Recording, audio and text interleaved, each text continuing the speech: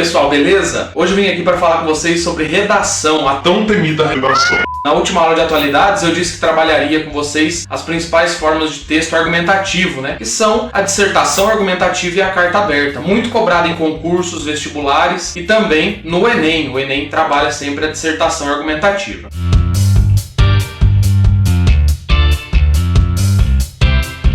O que é um texto argumentativo? É um texto onde a pessoa defende um ponto de vista de forma impessoal. Ocorre muita confusão porque muitos alunos trabalham durante vários anos na escola o texto de opinião, né? O artigo de opinião. E aí ele acaba levando as opiniões de forma muito pessoal para a dissertação argumentativa. E a dissertação, o texto argumentativo, ele é um outro tipo de texto. As ideias e os pontos de vista têm que ser defendidos, levando em conta argumentos válidos e de forma impessoal. Por ser impessoal, você na argumentação não deve usar a primeira pessoa, e é o que acontece muito. Nem a primeira pessoa no singular, nem no plural. A primeira pessoa no singular é o eu, né? Então você não vai chegar lá num texto e falar eu acho que... Ou então no plural. Nós devemos... Nem o nós devemos não fica legal, porque é um tipo de texto que você tem que deixar imparcial e impessoal. Por que eu falo que não se deve usar a primeira pessoa nem no singular nem no plural? Eu brinco que quando uma pessoa pega um texto argumentativo, ela tem que ser de qualquer lugar do mundo e entender o que você está falando e o que você está defendendo. Por isso que depois, numa próxima aula, a gente vai trabalhar a estrutura desse tipo de texto para que ele fique coerente. Então vamos supor que um chinês aprendeu muito bem o português e ele vai ler o seu texto que está falando sobre um problema social do Brasil. Ele tem que pegar o texto e conseguir compreender o que você está falando e conseguir entender seu ponto de vista. Se você colocar lá em um dos determinados parágrafos, nós devemos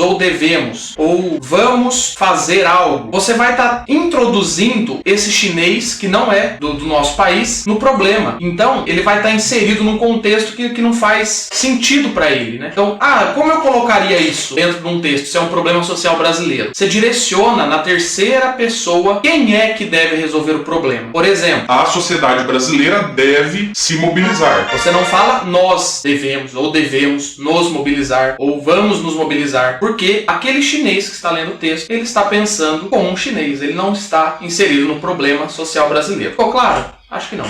Então, existem duas formas mais usadas no texto argumentativo. Primeiro, a dissertação argumentativa e segundo, a carta aberta. O que é a dissertação argumentativa? A dissertação argumentativa, ela traz os problemas mais amplos e você vai começar a focar esses problemas durante o seu texto. Vou dar um exemplo de problema amplo. A homofobia no Brasil é um problema amplo e você, durante o seu texto, você vai focando ele. Ele te deu um problema social, né? E no final, normalmente, você tenta trazer a resolução desse problema. Mas é um problema amplo. E a carta aberta, ela também é escrita de forma argumentativa, impessoal, porém ela já é mais focada. Por exemplo, vou pegar o exemplo que eu peguei. Por exemplo, a carta aberta ela é mais direcionada. Eu vou direcionar a carta ao governador do estado para que ele explique o desvio de merenda. Então, você vai fazer da mesma forma como a gente já disse, de forma argumentativa, né? Você não vai chegar lá e falar, governador, eu quero explicações. Você vai falar, a sociedade exige explicações, né? De forma impessoal, mas direcionando o problema. A carta aberta, ela já é mais focada a algo ou a alguém, enquanto a dissertação ela é mais ampla. Ficou claro, pessoal? Qualquer dúvida é só perguntar aí no Face do Não Perca a Cabeça ou até mesmo no canal do YouTube. Curtam, se inscrevam, compartilhem e vão com a gente, não percam a cabeça. Na próxima aula eu vou trabalhar a estrutura do texto argumentativo, né? Como ele deve ser estruturado. Obrigado, até mais!